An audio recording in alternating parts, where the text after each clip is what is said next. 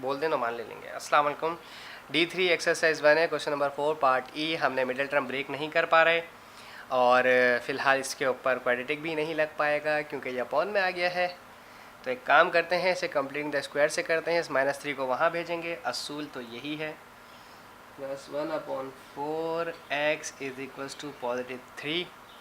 Second rule इसका कि आपने इसमें कुछ ऐड करवाना है और वो ऐड करवाने वाली टर्म जो है स्क्वायर में ली जाती है दोनों तरफ, बोथ साइड्स पर।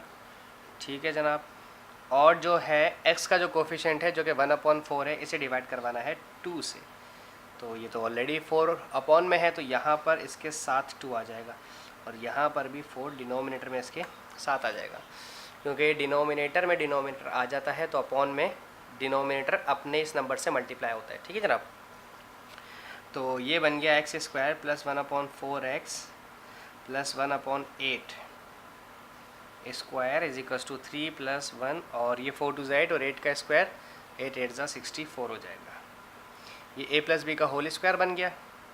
तो a + b whole square is equals to, इसका एलसीएम ले लें तो मेरे ख्याल से 3 4 ज़ा 12 और 3 6 ज़ा 18। किधर है मेरा कैलकुलेटर? है, मुझे डायरेक्ट मल्टीप्लाई करने में थोड़ी प्रॉब्लम हो रही है। 64 × 3 दिस इज़ 192 और 192 + 1 193 दिस इज़ 193/64। अच्छा, अब हम इसका ले लेते हैं स्क्वायर रूट। जब हमारे पास 1/8 इधर से स्क्वायर रूट हटेगा तो वहाँ प्लस माइनस स्क्वायर रूट 193/64 आ जाएगा। अब जब 193 का स्क्वायर रूट तो बच्चों निकलता ही नहीं है। हमने लास्ट टाइम भी आपको अपनी लास्ट वीडियो में बताया था कि स्क्वायर रूट कैसे निकालते हैं। अब 193 का स्क्वायर रूट 13.89 होता है, तो 13.8 हम ले लेते हैं और 64 का तो एलसीएम 80 आता है।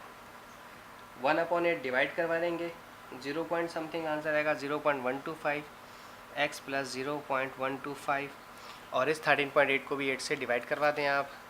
अब मैं मैनुअली नहीं कर रहा हूँ क्योंकि हर वीडियो में बार बार मैनुअली करना फ़िलहाल मुनासिब नहीं है। आप स्टूडेंट्स खुद भी कुछ करें।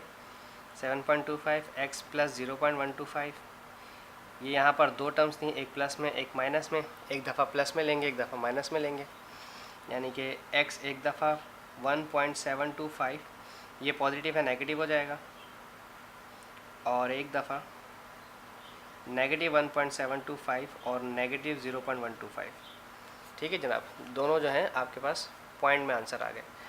अच्छा जी, 1.725 पहले माइनस होगा 0.125 से, 0.125 इससे आप माइनस कर दें 1.6 बचा। लेकिन यहाँ पर ये दोनों टर्म्स नेगेटिव थी इसलिए आप इन्हें ऐड करेंगे।